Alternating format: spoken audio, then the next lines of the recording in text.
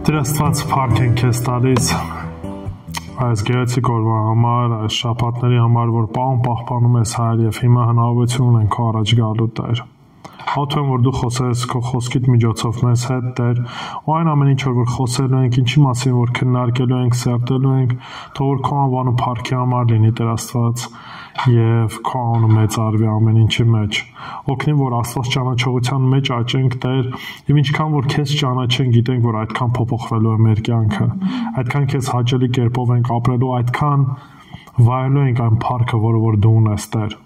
Ուստի խոսքիդ միջոցով դու մեզ խոսիր մեր սրտերի հետ եւ օգնիր, որ սա ոչ թե լոկ գիտելիք լինի, այլ Տեր քո առաջ խոնարհվելով ընդունենք քեզ որպես մեր Տեր ու Փրկիչ ու իմանալով ու սպասելով, որ շուտով գալու ես, Տեր, Հիսուս Քրիստոսի անունից, ամեն։ Տեր օրհնի բոլորիդ։ Այսօր շարունակելու ենք հայտնության գիրքը, եթե հիշում եք, արդեն հասել ենք երկրորդ գլուխ, բավականին առաջընթաց կա։ Ու նայել ենք 8-ից 11 համարները եւ այս դեպքում մեր առաջ գալիս է արդեն Զմյուրնիայի եկեղեցին։ Հիմա միասին կկարդանք այդ հատվածը, հետո արդեն կանադառնանք կոնկրետ հատվածի սերտողությանը։ Հայտնության երկրորդ գլուխ 8-ից 11 համարները։ Հայտնություն 2 8-ից 11 Հայտնություն 2 8-ից 11 Զմյուրնիայի եկեղեցու հրեշտակին գրիր, այսպես է ասում առաջինը ու վերջինը, որ մեռավ եւ կենդանացավ։ Գիտեմ քո նեղությունը եւ աղքատությունը, բայց դու հարուստ ես։ Նաեւ հայությունը նրանց, ովքեր իրենց կոչում են հրեա, բայց այլ բան չեն, քան սատանայի ժողովարան։ Բնավ մի վախեցիր այն բանի համար, որ պիտի չարչարվես, ահա բանսարկուն ձեզանից ոմանց բանտ է նետելու, որպեսզի փորձվեք, եւ 10 օր նեղություն եք ունենալու, հավատարիմ եղիր մինչև մահ, եւ կյանքի պսակը կտամ քեզ։ Հովական չունի, թող լսի, ինչ որ հոգին ասում է եկեղեցիներին։ Հաղթողը երկրորդ մահից պիտի չվնասվի։ Չպիտի վնասվի, նույնն է։ Շատ լավ։ Ընդհանրապես, եթե հիշում եք, ասացի, որ ամեն մի եկեղեցիներին, երբ որ գրված է կոնկրետ հատվածը կամ կոնկրետ ուղերձը, ունի որոշակի նմանություններ։ Նմանությունից կհիշեք, ինչի մասին խոսեցինք։ Ինչ նմանություններ կային բոլոր եկեղեցիներին, որ Հիսուս խոսում է։ Եփեսոսի նամակին ընդհանրապես ինչպես է սկսում։ Նորից այս ձև ասած, ոնց որ ասած ողջունով ով է գրում, ճիշտ է։ Հետո միշտ տեսնում ենք հատված կա, որտեղ որ գովաբանությունն է արվում, եթե ինչ որ մի բան սխալ են անում, սխալ վարք ունեն, նաև խոսվում է այդ սխալ վարքի մասին, ճիշտ է։ Եվ նաև ընդհանուր ամփոփումն է արվում։ Ինչի համար եմ սա ասում, որովհետև եթե կհիշեք, ես նույնիսկ ասացի, որ ամեն եկեղեցուն, ինչպես որ Տեր Հիսուս Քրիստոս դիմում է, նույնիսկ իր դիմելու ձևը, թե ով է գրում, նույնպես կարևոր է ու կարևոր է լինելու թեմայի վերաբերվող հարցերի շրջանակում։ Ուրեմն ամենասկզբից ինչ ենք տեսնում, ասում է Զմյուրնիայի եկեղեցու հրեշտակին գրիր։ Հիմա Զմյուրնիայի եկեղեցին իրականում չգիտենք թե ով է հիմնել ու առհասարակ Աստվածաշնչում բացի այս հատվածից այս քաղաքի մասին որևիցե այլ տեղեկատվություն չեն գտնում։ Գործք առաքելոցում չի հիշատակվում, Պողոսի նամակների մեջ չի հիշատակվում։ Ու կարող ենք ենթադրություն անել, որ այնուամենայնիվ գուցե հենց Պողոսն է հիմնել եկեղեցին կամ իր աշակերտներից որևիցե մեկն է, որ հիմնել է եկեղեցին։ Եթե կոնկրետ քաղաքին փորձենք նայենք, ինչի է կարևոր, որտեղ այն ինչ որ ասելու եմ, որոշ առումով բացատրելու է կամ հասկանալի է դարձնելու, թե ինչ խնդիր կար կամ ինչ հարցեր կար կոնկրետ քաղաքում։ Քաղաքը առաջի դարում, երբ որ նամակը գրվել է, բավականին լոյալ էր, այսինքն ընկերական էր հռոմեական կայսրությանը։ Ու կայսրին պաշտամունք բարձրացնելը ակտիվորեն կիրառվում էր կոնկրետ քաղաքում։ Ինքը բավականին հին քաղաք է, հիմնվել է Քրիստոսից առաջ 3000-ական թվականներին, պատկերացեք Քրիստոսից առաջ, հետո դրա ընթացքում բնակություն են հաստատել որոշակի հույներ տեղ, իսկ արդեն Քրիստոսից առաջ 600 թվականին այն քանդվում է։ ու մոտ 300 տարի ավերակներ են եղել, այդ քաղաքը չի վերակառուցվել։ Միայն 300 տարի հետո է, որ Ալեքսանդր Մակեդոնացի կողմից այն վերականգնվում է եւ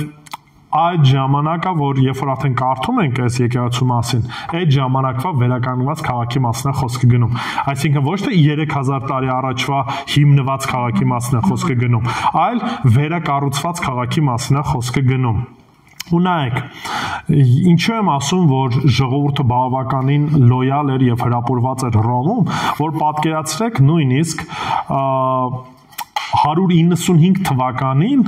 որոշում են կայացնում իրանք իրենց ուժերով իրենց քաղաքում կայսրին պաշտելու համար կառուցեն մի տաճար։ Եթե հիշում եք հռոմեական կայսրության շրջանակում գործածվում էր հետևյալ պրակտիկան, որ ստիպում էին ժողովուրդներին, որ ժողովուրդները պետքա կայսրին որպես աստծո պաշտեին, պաշտամունք բարձրացնեն։ Եվ շատ քաղաքներում նույնիսկ կայսրի համար առանձին տաճարներ էր բարձրացվում։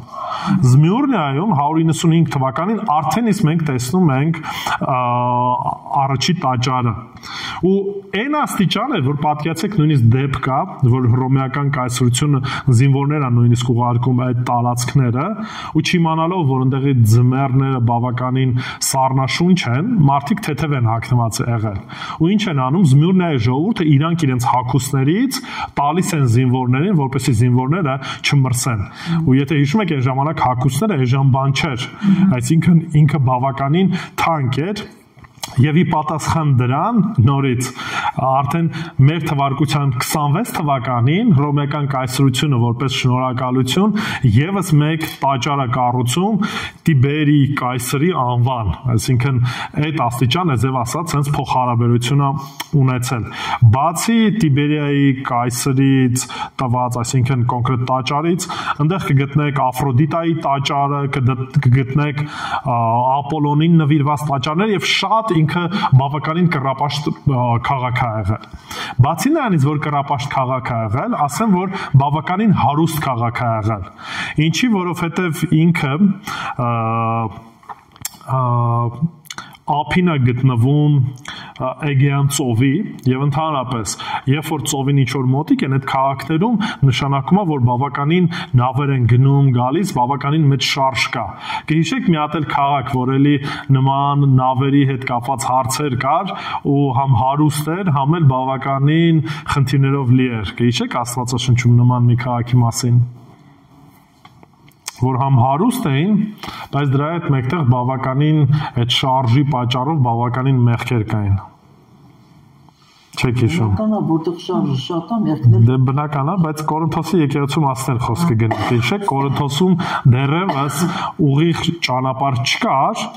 նավերը անցկացնում էին գերանների վրա, հիմա արդեն կա Կորինթոսի այդ կանալը փորվել է, նավերը անցնում են արդեն այդ նեղուցով։ Այդ նեղուցը։ Բայց որտեղ որ էլի եմ ասում շարժ կա, որտեղ որ փող է պտտվում, որտեղ որ մարդիկ են գնում գալիս, այդտեղ հարստություն կա, բայց հարստության այդ մեկտեղ ինչն է գալի, կռապաշտությունը, մեղքը, այսինքն քաղաքում հասանելի էր ամեն տեսակի, սենց ասած ճակերտավոր բարիքները։ Համ հարուստ էր, համ գեղեցիկ էր, բավականին հարմար նավահանգիստ ուներ նավերի կանգնելու համար, եւ այդ էր պատճառը, որ այնտեղ ինքը բավականին սենց ասած կռապաշտության մեջ էր։ Հիմիկվա այս ժամանակահատվածում հիմա Իզմիր քաղաքն է Թուրքիայում է գտնվում, այսինքն Զմյուրնիայի քաղաքը Իզմիր քաղաքն է, որը որ այժմյան Թուրքիայում է։ Հիմա, ուրեմն ինչ ենք կարդում։ Ամենասկիզբը տեսնում ենք, որ ասում է Զմյուրնիայի եկեղեցու հրեշտակին գրիր։ Արդեն խոսել ենք եկեղեցու հրեշտակնով էր, դրան չեմ անդրադառնալու։ Այսպես է ասում առաջինը ու վերջինը, որ մեռավ եւ կենդանացավ։ Եթե կհիշեք Եփեսոսում մի քիչ ուրիշ ձև էր սկսում։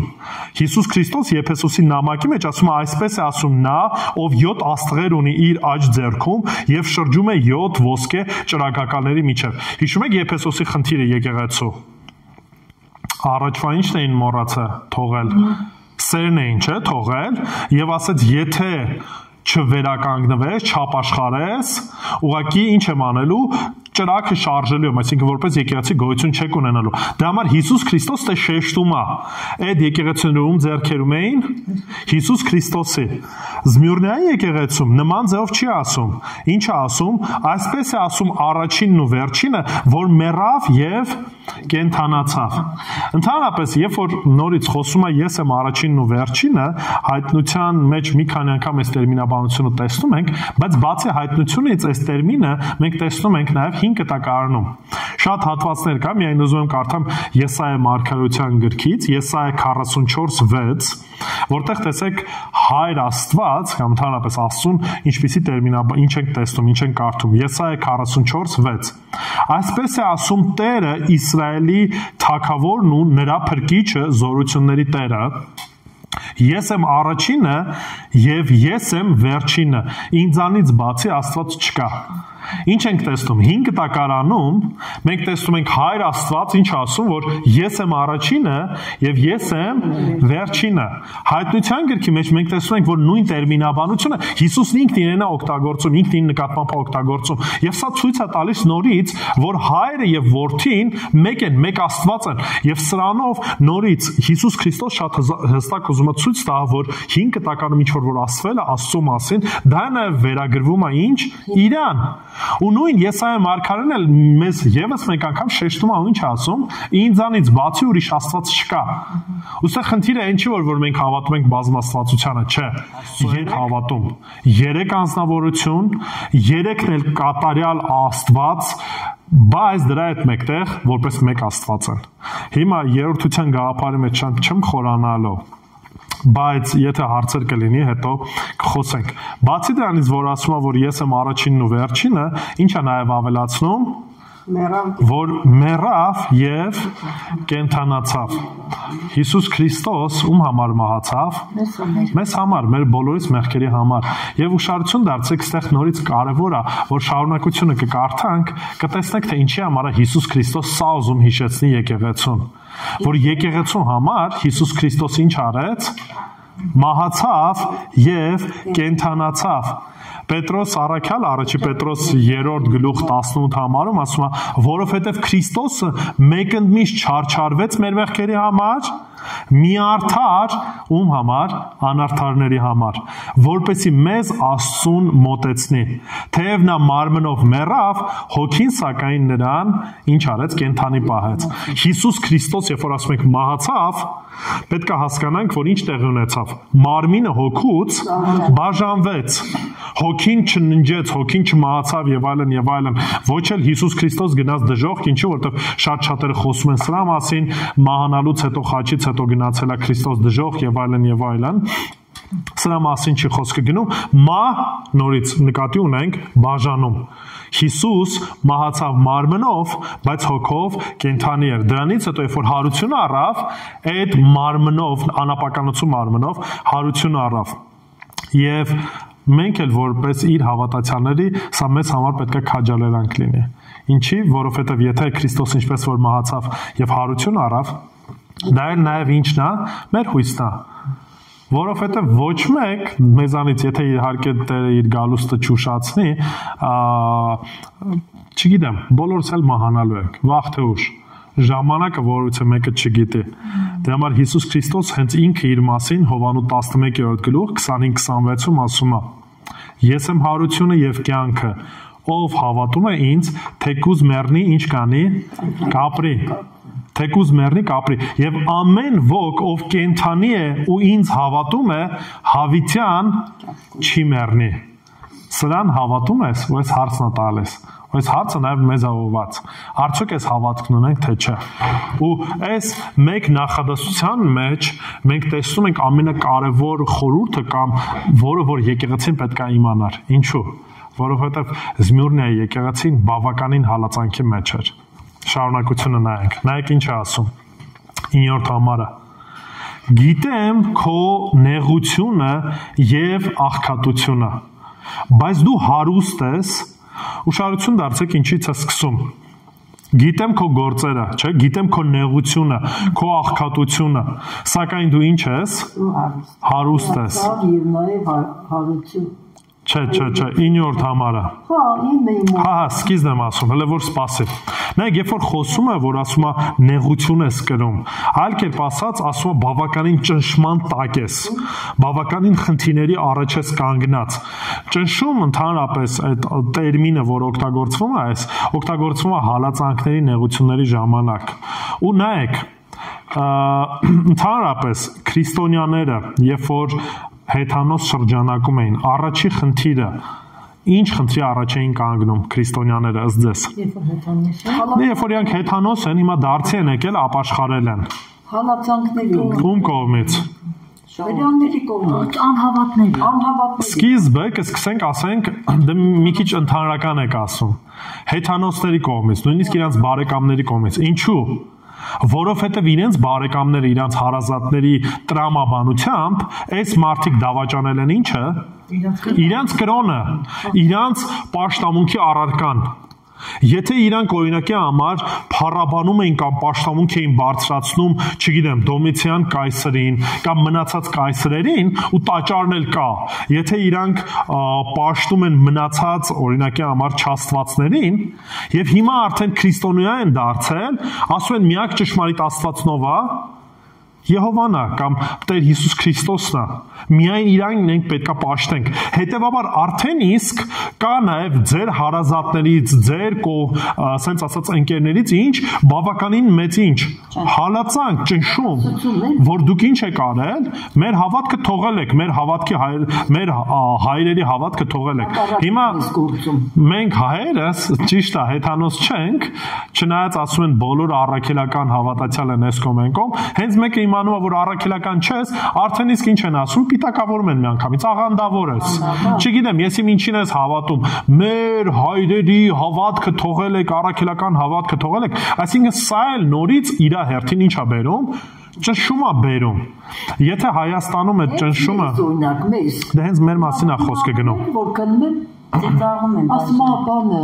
աղանդավոր, բայ ասում են, վիր նեղվում են, վիրավորվում են, արդեն չեմ ուզում բացահայտ։ Չէ, հանգիստ, ասա, վկայի, մի նեղվի, որտև թե այն ժամանակ է տենց եղել։ Աղանդներին ատում են, ես նրանցից հաղթում եմ մի հատ, ոչ մեկին Մենք ոչ թե աղանդներին ատում ենք, մենք իրանց ուսմունքը չենք ընդունում, բայց իրանք էլ կարիք ունեն փրկության։ Նույն Եհովայի վկաները կարիք փրկության ունեն, մորմոններն էլ փրկության կարիք ունեն։ Հիմա մի քիչ ուրիշ ձև է իրանց բանը, բայց կապ չունի։ Նայեք, ինչպես որ արդեն ասացի, բազմապիսի աստվածներ ունեին։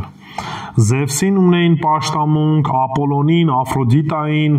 չգիտեմ, այնտեղ շատ տարբեր չաստվածներ ունեին։ Ու այս շրջանակում, երբ որ եկեղեցին առանձնանում է, երբ որ ասում է չէ միայն Աստված, միայն ճշմարիտ Աստված, ուզեք թե չուզեք, խնդրի առաջ եք կանգնելու։ Ոչ միայն արդեն ձեր շրջանակի կողմից, այլ նաև հռոմեական կայսրության կողմից։ Եթե սկզբնական շրջանում հռոմեական կայսրությունը որոշ առումով այդքան չէր առանձնացնում, չէր ուշադրություն դարձնում քրիստոնյաներին, կարծելով, որ քրիստոնեությունը զուտ հուդայականության մի մասն է կազմում, բայց մենք տեսնում ենք, որ արդեն Դոմիցիան կայսրի օրոք, Ներոնի օրոք սկսվում է ուղիղ հալածանքը, ինչու, որովհետև քրիստոնյաները մեկ չէին պաշտում կայսրին, երկրորդը չէին մասնակցում են բոլոր այզև ասած սպորտային խաղերին, որի ժամանակ օրինակի համար ստրուկներն էին իրար սպանում, գիտեք այդ գլադիատորները, կռիվները եւ այլն, ու այս ամեն ինչը մտած էր մշակույթի մեջ։ Եվ քրիստոնյաները դրանով հրաժարվելով, դրանից հրաժարվելով լուրջ հալածանքի, լուրջ խնդիրների առաջ էին կանգնում։ Ոչ միայն այդ խնդիրների առաջ էին կանգնում, այլ նաև ինչ ունեին խնդիր ունեին, որ գուցե նաև ֆինանսական հարցեր կա։ Ինչու՞, որովհետև եթե դու մշակույթի այդ ժողովրդի մեջ չես, ստացվում որ այդ մարդիկ առանձնապես շփում հետդ չունեն, աշխատանքի բերումով հետդ չեն ուզում գործ ունենան եւ այլն։ Ու ինչ նկարագրություն է տալիս Տեր Հիսուս Քրիստոս, ասում է որ գիտեմ քո նեղությունը եւ աղքատությունը։ Հիսուս Քրիստոս ասում է որ այն կարգավիճակում ինչ որ գտնվում եք, այնպես չի որ դրա մասին մոռացել եմ, այնպես չի որ մոռացված եք, այլ ես գիտեմ ինչ կարգավիճակում եք գտնվում, գիտեմ ինչ իրավիճակում եք գտնվում։ Հիմա հարց. Նեղությունը Աստծուց է թե չէ։ Չէ։ Ինչու։ Եթե ես մտածում եմ թույլ է տալիս Աստված։ Ես չեմ ասում ինքն է նեղություն տալիս։ Թույլ է տալիս։ Եթե ես հիմա Իրան եմ, ոնց կլինի Իրանից նեղություն ստանամ։ Բնական չի, ես նեղությունը կստանամ Հասկացա։ Քո բարեկամները հարազատները քեզ աղանդ են կոչում, դա նեղություն չի։ Դա չարից է, ումից է դա։ Չարից իմ քրոջս աղջիկը շատ հեռու է։ Այդ ասած ջրվես գնես ինչ անես այս ժամին։ Դա Իրան ասել որ գնում են մեր աղբյուր եղբայրը գալու է անստենք Աստվածաշեն։ Ուֆ, ուզող խելքը թող Նայեք, այսի էլի ընդհանրապես չնչին բան է, բայց տեսեք, երբ որ մենք խոսում ենք նեղությունից, ես չգիտեմ դուք լսել եք թե չէ, ես վերջերս Նիգերիայում բառից բուն իմաստով հարյուրավոր քրիստոնյաների ուղղակի սրի բերան են տալիս, սպանում են։ Եվ քույրերից մեկը մի հատ sense հատված ուղարկեց Եսայի մարգարեությունից, ու ասում է, եթե գրված է, որ Աստված կպաշտպանի եւ այլն, ինչի ենք մենք կարդում, որ Նիգերիայում այդքան քրիստոնյաներ են ուղղակի սպանվում։ Ուղղակի երբ որ նայում ես Եսայի մարգարեության մեջ, տեսնում ենք, որ Եսայիայի մասին է խոսում Աստված, որ մի վախեցի գնալու ես քո հրյաներին ասելու ես, որ իրանք շեղվել են ճանապարհից, եւ ես քեզ պաշտպանելու եմ։ Դա ուղիղ Էզև ասած խոստում էր Եսային ուղված։ Բայց Հիսուս Քրիստոս մեզ նման խոստում տվել է, որ մենք չարչարանք չենք ունենալու, նեղության միջով չենք անցնելու։ Հակառակն է նույնիսկ ասել։ Ասել է նայեք ինչպես են ինձ վարվելու, իմացեք նույնը ձեզպես են լինելու ու ավելի վատ են անելու։ Դրանից բացի ասես նեղություններ կրելու եք եւ այլն, բայց հիշեք ամենասկիզբը ինչպես է սկսում Հիսուս Քրիստոս նամակը այս եկեղեցուն։ Ես ինչ էի Ահա, որ մեռա եւ կենթանացա։ Այսինքն Հիսուս Քրիստոս իրանց ուզում է հիշեցնի, որ այն նեղությունը, այն դժվարությունը, որ դուք կրում եք, այնպես չի որ ես չգիտեմ, ես այո դրա միջով անցել եմ։ Եվ եթե դուք քրիստոնյա եք, եթե դուք իմ հետևորդներն եք, պատրաստ եղեք, որ այդ նեղության միջով պետք է անցնելու եք։ Այդ նեղությունները եկեղեցին սրբագործում են, եկեղեցին մաքրում են։ Որովհետև որտեղ որ կա նեղություն, չեն մնում նրանք, ովքեր որ օրինակի համար ուրիշ բանի համար էին եկեղեցու մեջ։ Երբ որ կա նեղություն, շատ բաներ մենք սկսում ենք ուրիշ ձև վարվել, շատ բաներ սկսում ենք ուրիշ ձև գնահատել։ Նույնիսկ ձեր կյանքում հիշեք,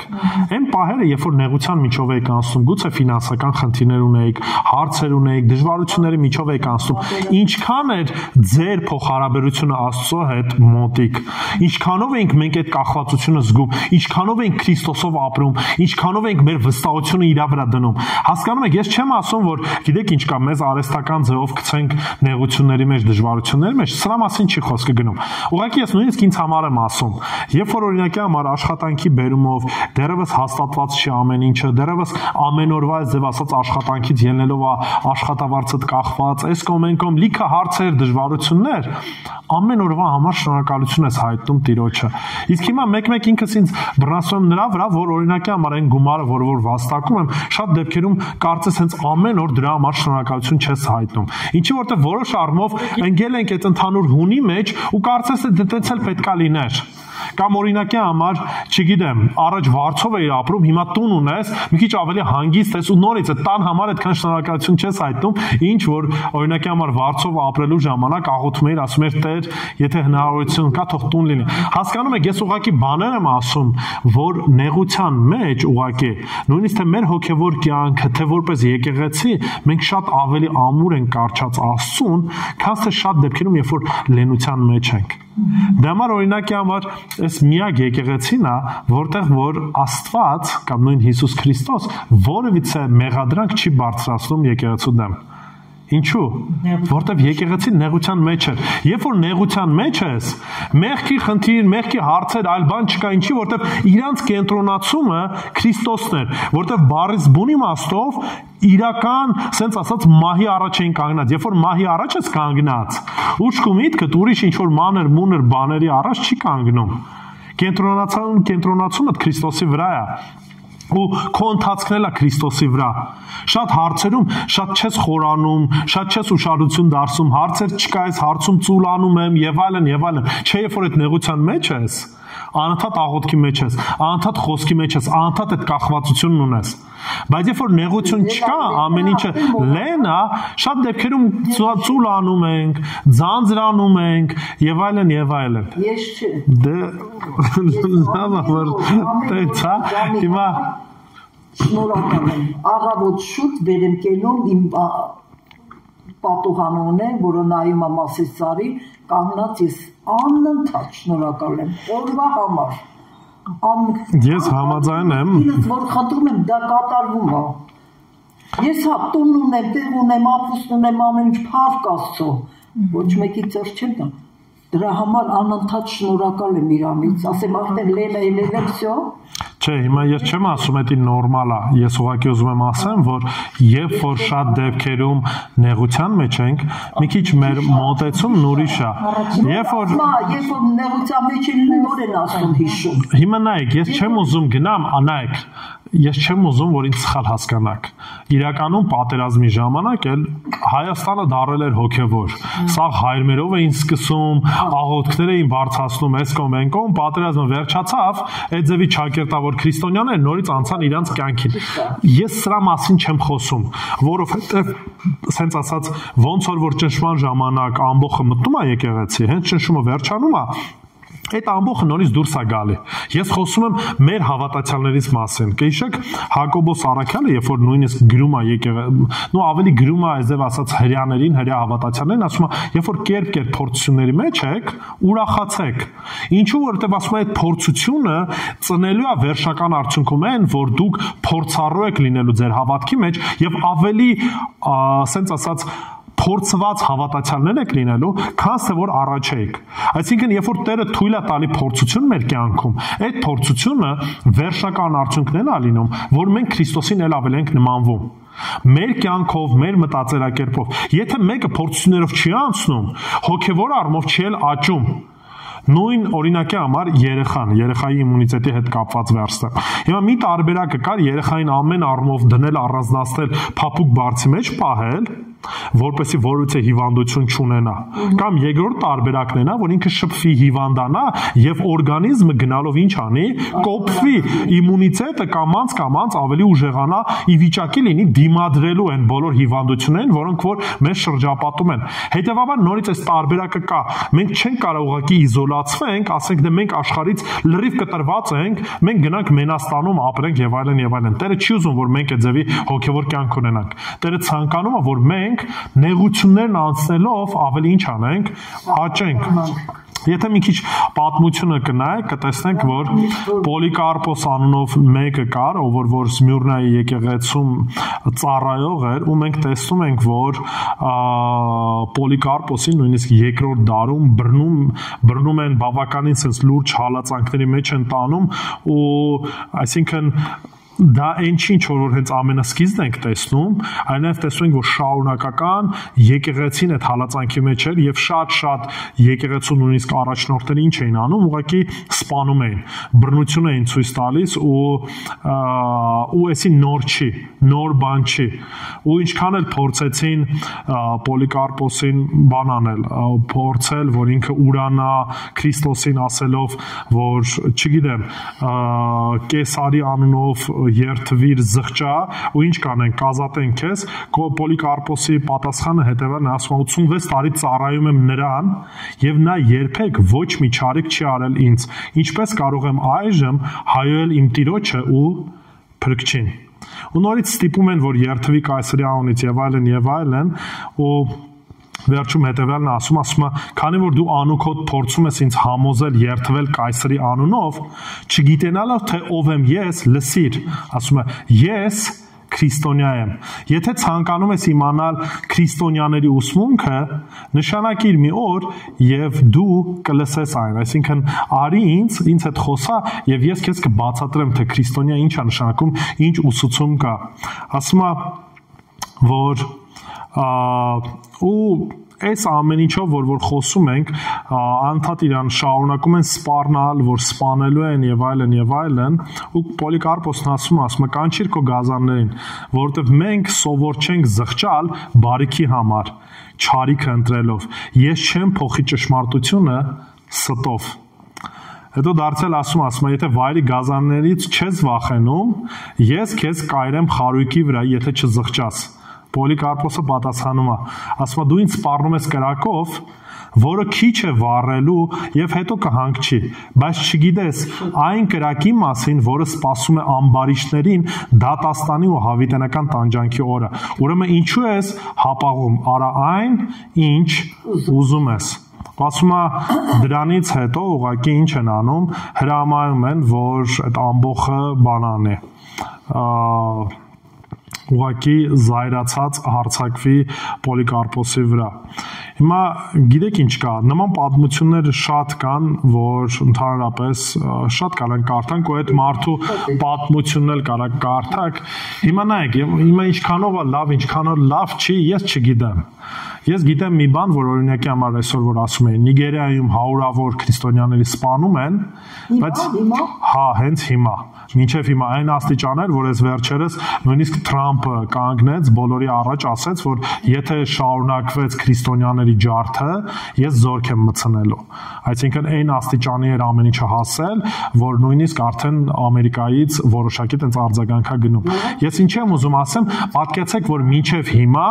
դեռևս քրիստոնյաները այնտեղ կան, շարունակում են ծառայել, եւ այն ինչ որ նոր կարդում ենք երկրորդ դարի պատմություն, այսօրվա իրականության մեջ շատ երկրներում իրական է։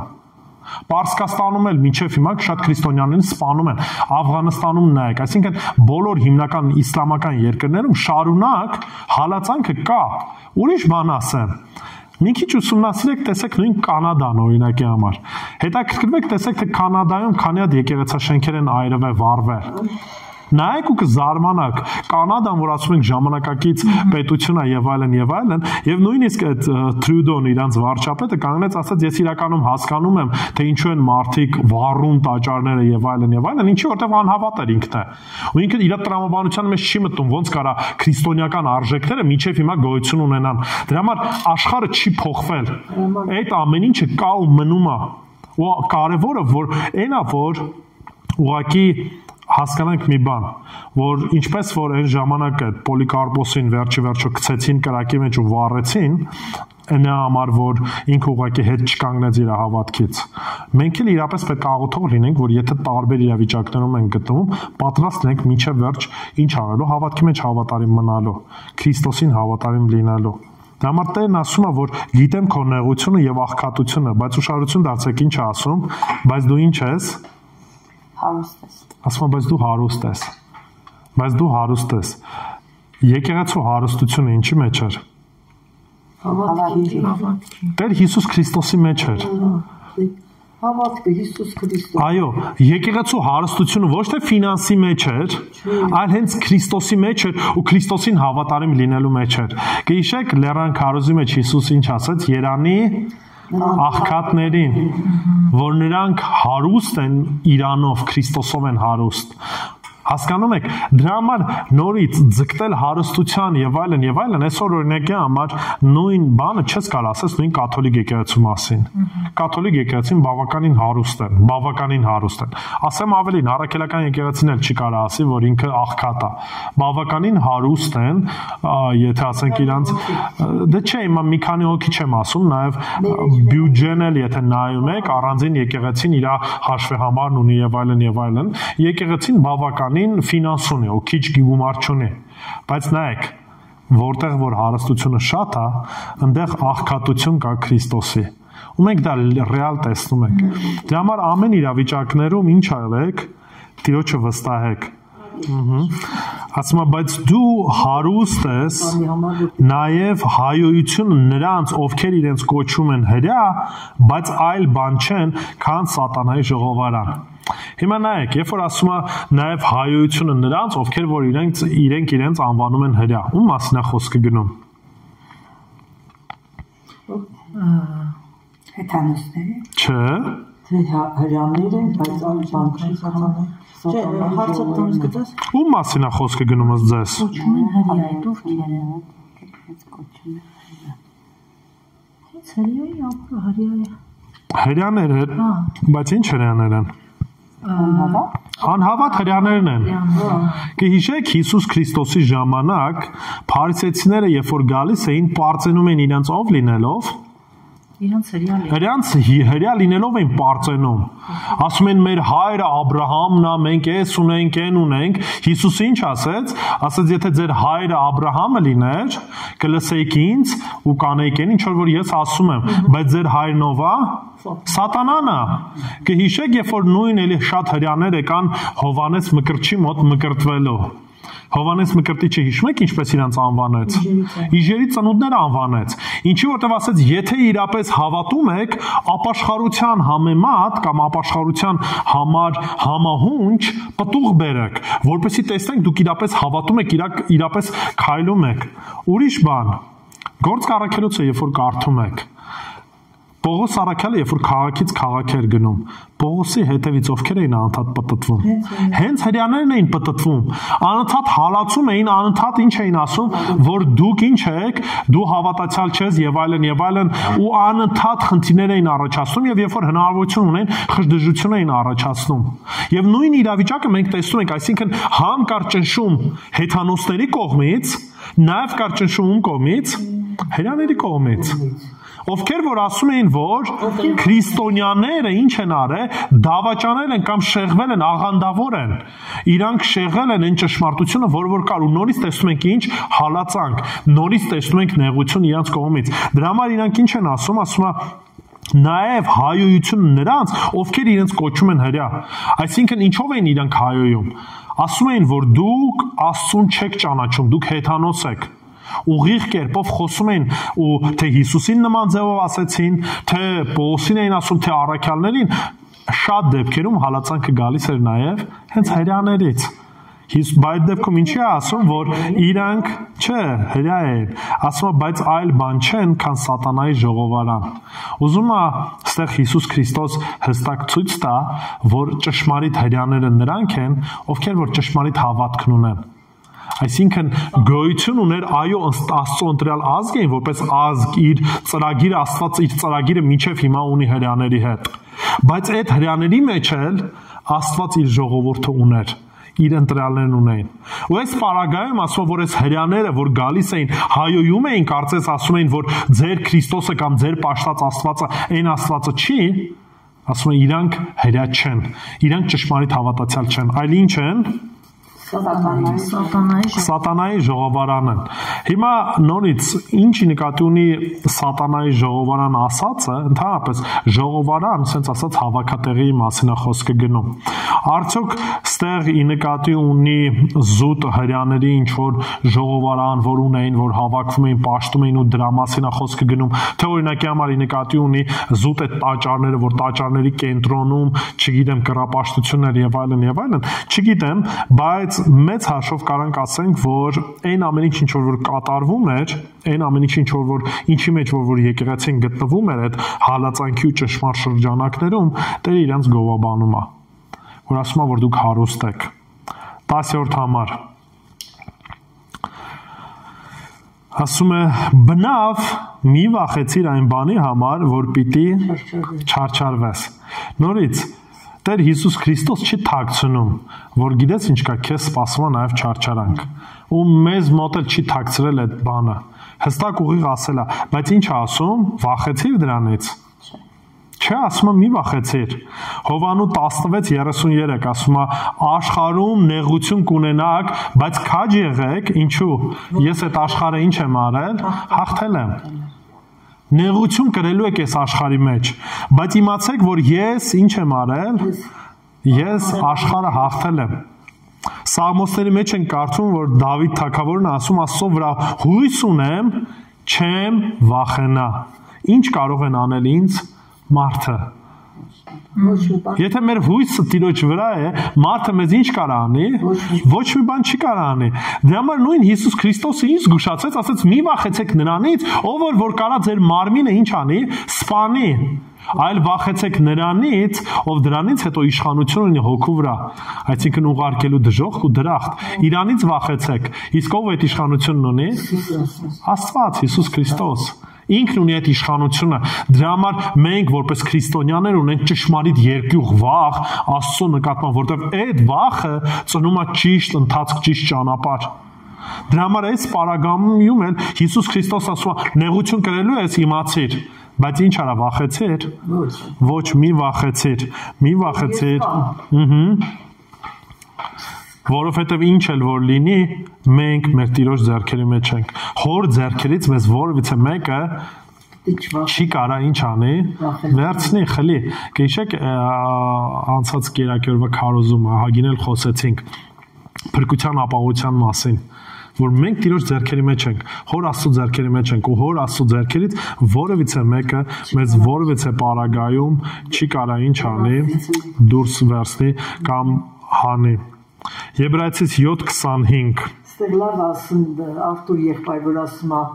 հավատարիմ եղիր միջև մա ես քեզ կյանքի պսակ կտամ։ Հեսա կհասնենք դրան մի քիչ առաջ ես անցնում։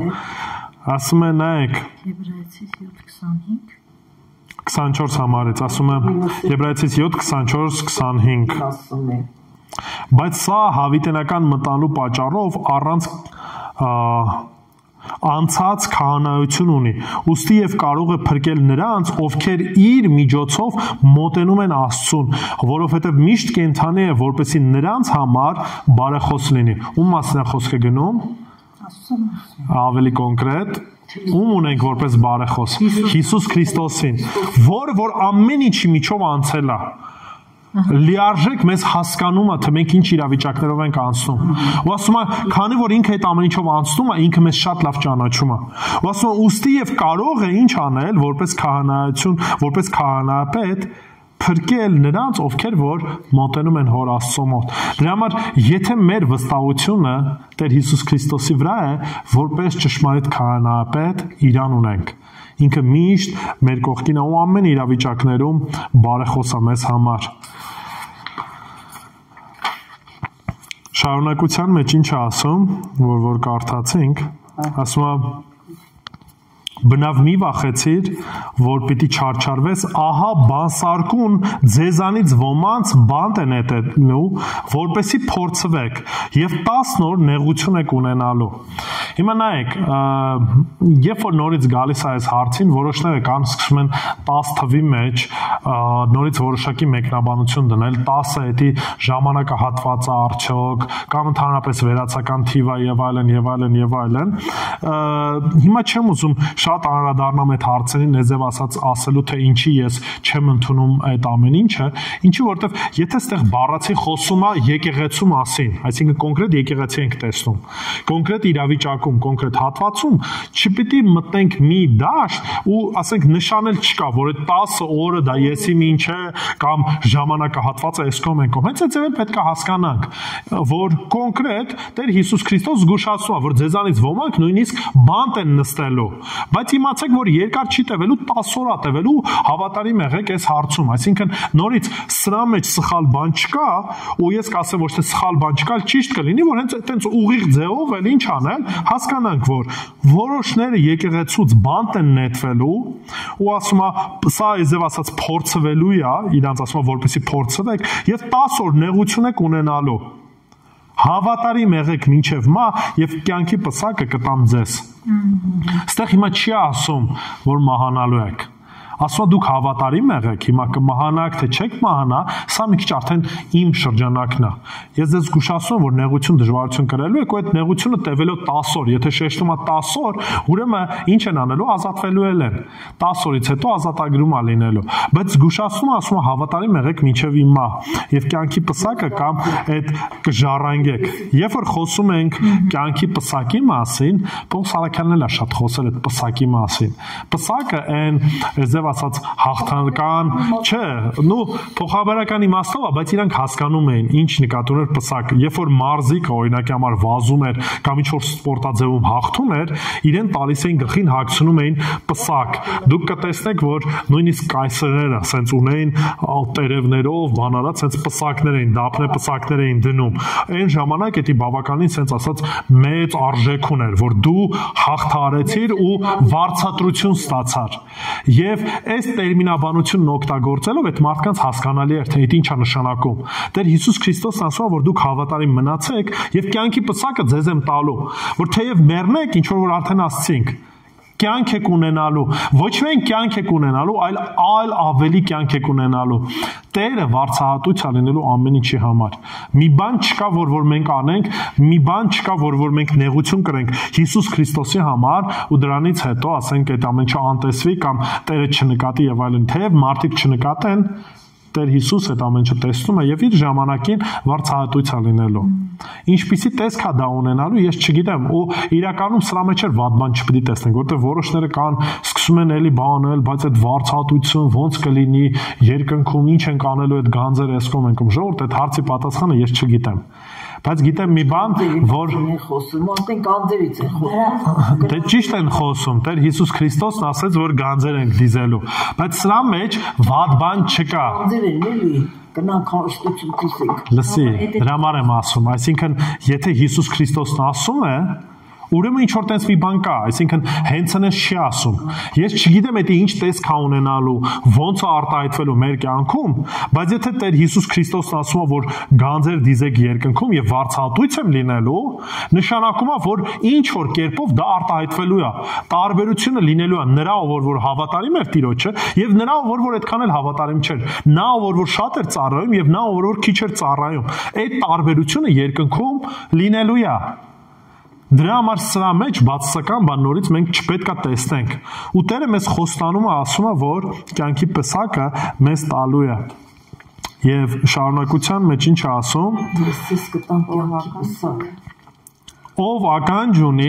թող լսի ինչ որ հոգին ասում է եկեղեցիներին։ Հաղթողը երկրորդ մահից չպիտի վնասվի։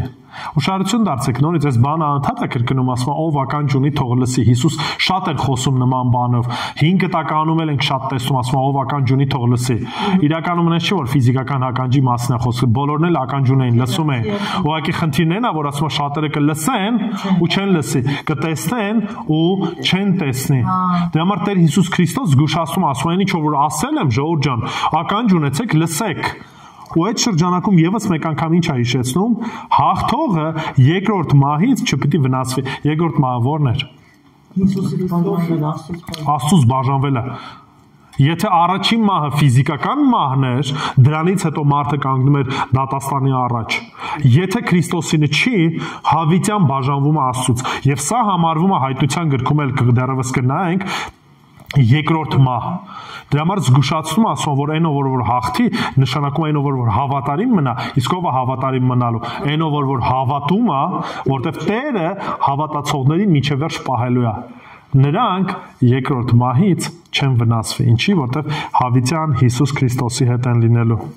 Ամփոփումս ինչ կուզեմ ընդհանուր ավարտեմ, հետեւյալն է, որ մի վախեցեք նեղություններից։ Մի փնտրեք, այսպես ասած, հաճելի կյանք, ինչի որտեվ սենց ասած մեր հաճույքներին տրվելը շատ դեպքերում մեզ կարող թմրեցնի։ Շարունակության մեջ երբ որ եկեղեցիները կտեսնենք, նույնիսկ կամած ասեմ եկեղեցիները հետո ավելի գնալով վատանալու է վիճակը։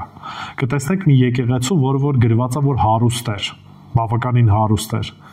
Բայց Հիսուս Քրիստոսն ասում է ոչ թե հարուստ ես, այլ ինչ ես, աղքատ ես։ Աղքատ ահավոր վատ վիճակում ես գտնվում։ Հասկանում եք, դրա համար մենք կարևոր է, որ ոչ թե մտածենք մեր ֆիզիկական բարեկեցության մասին, այլ Քրիստոսով հարուստ լինելու, իր խոսքի մեջ լինելու, աղոթքի մեջ, ծառայության մեջ լավագույնն անելու, որտեղ այս ամեն ինչը անցողիկ է։ Անկեղծ եմ ասում անցողիկ է։ Հիմա կարակ ասենք դե երիտասարդ ենք այս կոմենտում, հավատացնում եմ ձեզ, որպես նույնիսկ երիտասարդ ես հասկանում եմ, որ հիմա էլ տեսնում որ կամած արդեն մեր օրգանիզմը փոխվում է, մարդը իր գեղեցկությունը կորցնում է,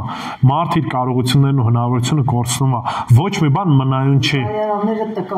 Զգայարանների մենակ հարցը չի, ամեն ինչն է անցնելու, ավարտելու։ Դրա համար մնում է այն ամենաթանկ, ամենակարևորը, Հիսուս Քրիստոս։ Մի հատ հարց տամ։ Եթե իմանայիր, որ ամբուժելի հիվանդ ես ու շատ քիչ ժամանակ ունես, ինչ կանենք։ Ինչպես կյանքներդ կդասավորեք, ոնց կապրեիք։ Հիմա չեմ ուզում պատասխանել, ես ուզում եմ որ մի փոքր մտածեք, ինչ եմ ասում, որտեվ երբ որ այս եկեղեցին նեղության մեջ էր, իրապես ցանկացած պահին իրենց կյանքը կարող ավարտվեր։ եւ այս տրամաբանությամբ էին ապրում։ Զուտ երբ որ մենք այս տրամաբանությամբ ենք մոտենում, շատ բան մի քիչ ուրիշ ձև կանենք, շատ բան ուրիշ ձև կվարվենք, ուրիշ ձև կքայլենք։ Ինչի, որովհետեւ կսկսենք ավելի գնահատել են ինչ որ հավիտենական, այլ են ինչ որ ժամանակավորն է, այս տարբերությունը։ Ու հիմա որ ասենք ծանր վիճակում ենք, ինչ ենք մտածում, հա?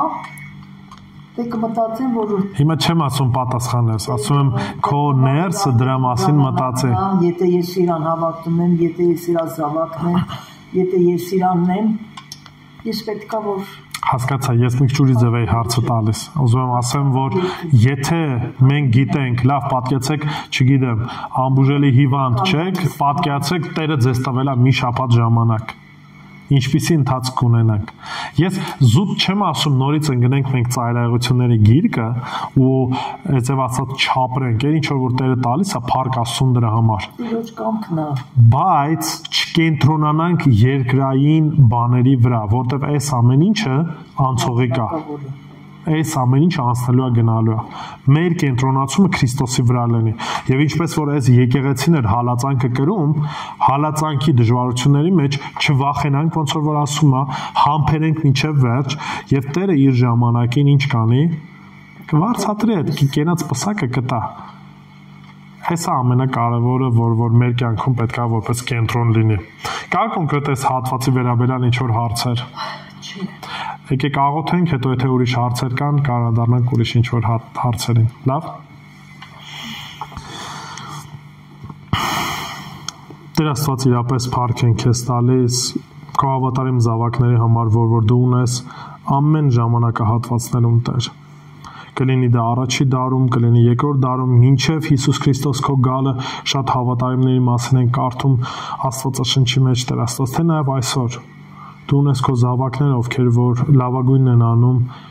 քեզ ծառայելու եւ քեզ փառավորելու իրենց կյանքի ընթացքում։ Աղոթում եմ, որ Տեր օգնես, որ մենք էլ եթե նույնիսկ ինչ որ հալածանքի դժվարությունների միջով ենք անցնում, մեր հայացքը ուղղենք դեպի քեզ Տեր Հիսուս։ Այն ճշմարտության վրա, որ ինչ էլ որ պատահի, քեզ հետ ենք լինելու։ Մեր կյանքը լիարժեք կախված է քեզանից եւ ակնկալում ենք քեզանից պատասխանը։ Ակնկալում ենք, որ դու մեզ առաջնորդես եւ եթե կամքդ է, եթե ցանկությունդ է, որ նեղությունների միջով անցնենք, ուրեմն օգնի, որ այդ նեղությունների, այդ դժվարությունների մեջ նույնպես հավատարիմ լինենք քեզ Տեր։ Մեր հավատքը աճի, որպեսզի աճ ու ձախ չնայենք, այլ միայն նայենք քեզ, որովհետեւ գիտենք մի բան, որ եթե հավատարիմ մնացինք, այդ կենաց պսակը նաեւ մենք ենք ժառանգելու։ Բայց այլ առավել քեզ հետ հավիտենականություն ենք ունենալու Տեր։ Ոստի աղոթում եմ Տեր, որ օգնես իրապես ամեն իրավիճակներում փափագենք քեզ հետ հանդիպումը Տեր Աստված։ Փափագենք քո ներկայության մեջ ապրելու կյանքը, քո կամքի համեմատ, խոսքիդ մեջ լինելով, աղոթքի մեջ լինելով Տեր եւ ամեն ինչում քո փառքը փնտրելով Հիսուս Քրիստոսի անունից աղոթեցի։ Ամեն։ Ամեն։